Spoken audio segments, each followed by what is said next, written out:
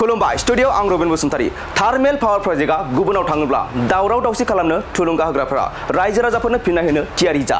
बे बाथ्राखौनो बुंदों बर' सावथुन मुलुगनि फेस्ला फावखुंगुर फैला जे बरगयारी बिथाङा थार्मेल जुदि पावार प्रजेक्टआ जुदि गुबुनाव शिफ्टिं जायोब्ला बे एखे राजखान्थियारि सार्थ नागिरनानै दावराव दावसि खालामनो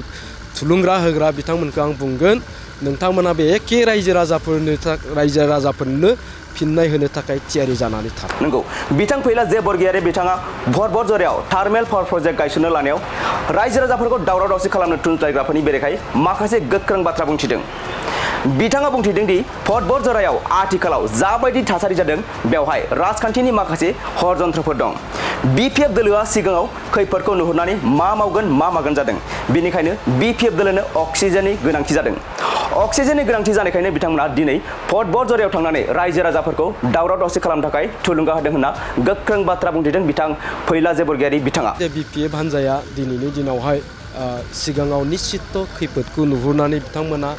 मा मावगोन मा खालामगोन जादों दा बेखायनो बिथांमोननो अक्सिजेननि गोनांथि जादों दा अक्सिजेननि गोनांथि जानायखायनो बिथांमोना दिनै भरबर जरायाव थांनानै रायजो राजाफोरखौ थुलुंगा होनानै दावराव दावसि खालामदों आरोबाव बिथाङा बुंथिबावदों दि बे दावराव दावसिनि गेजेरजों जुदि थार्मेल पावार प्रजेक्टआ गुबुनाव थाङोब्ला बेनि थाखाय दावराव दावसि खालामनो थुलुंगा होग्राफोरा रायजो राजाफोरनो फिन्नाय होनो थाखाय थियारि जानानै था बेनि अनगायैबो बिथां फैला जे बरगयारीया खौरांगिरिनि गेजेरजों मा बाथ्रा बुंथिखो नोंथांमोना आबुङै मिथिना लादो मोनसे ओनसोलखौ रांखान्थियारि बिथिङाव जौगाहोनो गोनांब्ला जोंनो थार्मेल पावार प्रजेक्टबो नांगोन गुबुन गुबुन इन्डास्ट्रिफोरबो नांगोन दा बेफोरखौ गायसननो गोनांब्ला खिन्थु जोङो गिभ एन्ड टेक मोनसे पलिसिनि गेजेरजोंबो सोलिनो नांगोन दा आं नैबेखौबो बुंगोन बेफोर इन्डास्ट्रिखौ गायसननो थांनायाव जाहाथे रायजो राजानि मोनबो खहा जाया बे बिथिङावबो जोङो नोजोर होनो नांगोन खिन्थु भरबर जरायाव आथिखालाव जि जाबाय दङ दा बेखौ नोजोर होयोब्ला जों थोंजोङै नुनो मोन्दों जे बेवहाय राजखान्थियारि माखासे हरजन्त्रफोर दङ दा आं बेखौनो बुंगोन जे बिपिएफ हान्जाया दिनैनि दिनावहाय सिगाङाव निश्चित खैफोदखौ नुहुरनानै बिथांमोना मा मावगोन मा खालामगोन जादों दा बेखायनो बिथांमोननो अक्सिजेननि गोनांथि जादों दा अक्सिजेननि गोनांथि जानायखायनो बिथांमोना दिनै भरबर जरायाव थांनानै रायजो राजाफोरखौ थुलुंगा होनानै दावराव दावसि खालामनो होदों बे जोंनि थाखाय थारैनो दुखुनांथाव बाथ्रा दा आं बे बिथिङाव नैबे खोथाखौबो बुंगोन गमामायै बे दावराव दावसिनि गेजेरजों जुदि थार्मेल जुदि पावार प्रजेक्टआ जुदि गुबुनाव शिफ्टिं जायोब्ला बे एखे राजखान्थियारि सार्थ नागिरनानै दावराव दावसि खालामनो थुलुंगा होग्रा बिथांमोनखौ आं बुंगोन नोंथांमोना बे एखे रायजो राजाफोरनो फिन्नाय होनो थाखाय थियारि जानानै थाथों दा दिनैनि दिनाव बिपिएफ राजखान्थियारि हान्जाया माखौ लानानै राजनिति खालामाखै बिथांमोनखौ जों सिगाङावबो नुदों जे गहपुर सनितपुर आरो बिश्वनाथ बे ओनसोलनि रायजो राजाफ्रा बिटिआर एकर्डनि गेजेरजों बिटिसिआव हाबनो हासिगोन बे खोथाखौबो बिथांमोना बेफोर जायगायाव थांनानै रायजो राजाफोरनि सिगाङाव नंखाय बाथ्रा बुंहोनानै बिथांमोना बुंहैदों जे बेफोर गासिबो नंखाय बाथ्रा फेक नोंथांमोना खुनु दिन बिटिआरआव हाबनाय नङा बेफोर खोथाखौबो लानानै बिथांमोना बेफोर जायगायाव अर्गेनाइज खालामहैदोंमोन आरो जेलानिखि गभर्नमेन्टनिफ्राय नटिस ओंखारबाय मोनसे फोसावलाय ओंखारबाय जे बबे ओनसोला बिटिआरआव हाबसिगोन दा बिनि उनावबो बे जायगायाव थांनानै बिथांमोना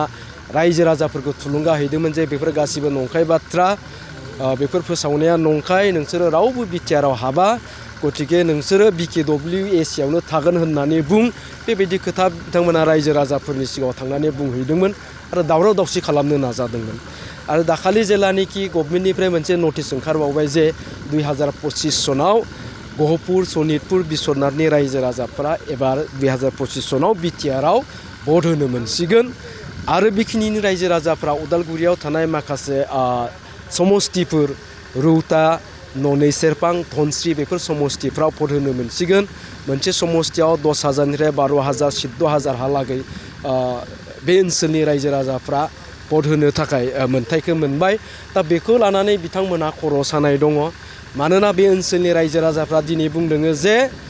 प्रमद बर' सारनि थाखायसो बिटिआर एकर्डनि जोहै जों दिनै बिटिआरआव हाबबाय आरो बिटिआरआव भट होनो मोनसिगोन दा बेखायनो जोङो गासैबो UPPLनो देग्लाय भट होगोन होननानै रायजो राजाफ्रा जिहेतु बुंबाय आरो बिनि उनावहाय जों नुबाय जे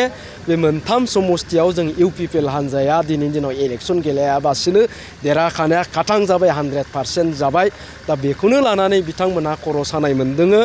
आरो दिनै BTRनि गोबां इन्टेलेक्सुयेलफोर बुद्धिजिबि गोरों गोरा रायजो राजाफ्रा बेखौ नुनानै गोजोननाय मोनदोङो आरो बिथांमोना सिन्ता खालामदों दे BTR एकर्डनि माखासे दफाफोरा जिहेतु मावबावनांगौ दङ दा बेफोर खामानिखौ मावफुंनो गोनांब्ला प्रमद बर' सारखौनो अर्थात UPPL सरकारखौनो 2025 सनावबो नांबावगोन होननानै दिनै बयबो रायजो राजाफ्रा बुंसोलायदों दिनै बेखौ लानानैनो बिथांमोना खर' सानाय मोनदों